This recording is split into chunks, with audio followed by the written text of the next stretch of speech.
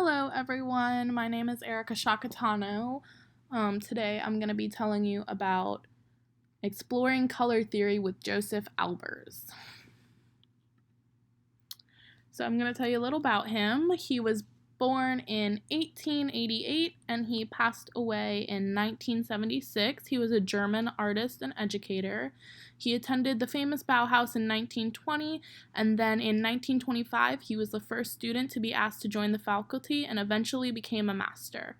He met his wife, Anneliese, or Annie, at the Bauhaus, and they got married in 1925. In 1933, Josef Albers was invited to Black Mountain College in North Carolina to make the visual arts the center of the curriculum. He worked there until 1949. And then in 1950, Josef Albers moved to Connecticut to be the chairman of the Department of Design at Yale University School of Art until 1958. He's had many accomplishments in his life. He's very distinguished and well known for his color theory explorations. He's won many awards. I'm definitely going to completely mispronounce this first one. But in 1958, he won the Konrad von Soet Prize of Landschaftsverband Westfalen-Lippe. Hopefully I didn't say that too horribly wrong.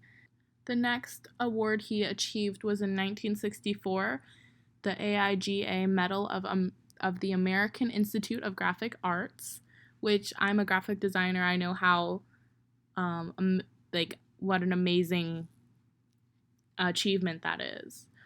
And then in 1968, he won the Order of Merit of the Federal Republic of Germany.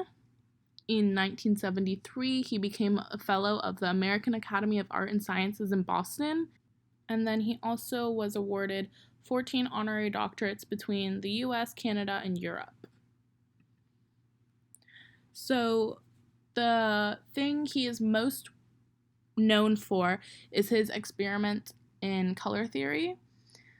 He developed an experimental way of studying and teaching color based on the idea that observing color is the only way for one to begin to understand it.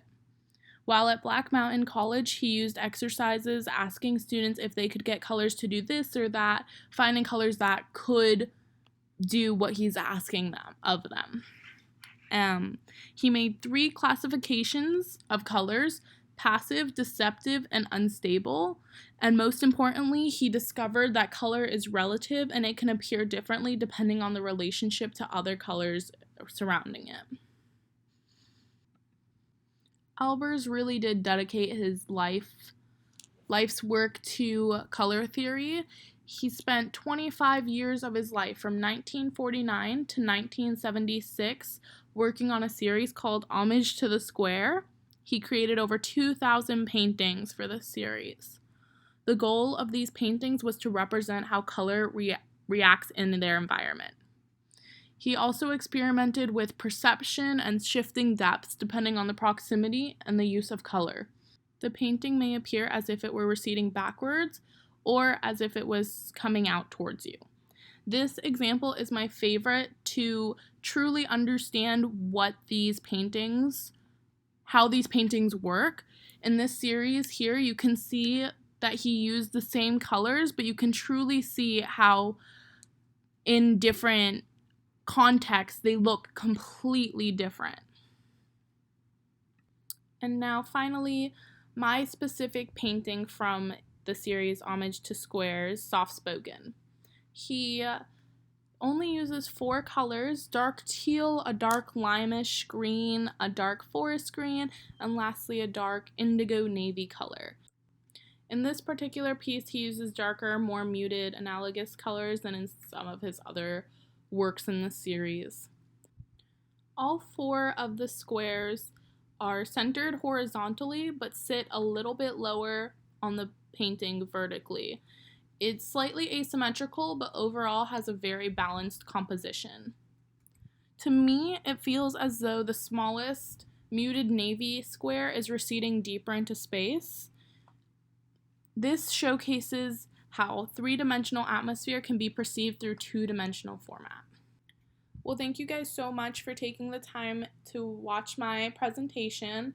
I hope you have learned something, and I hope you've come to love Josef Albers as much as I have throughout the course of this semester.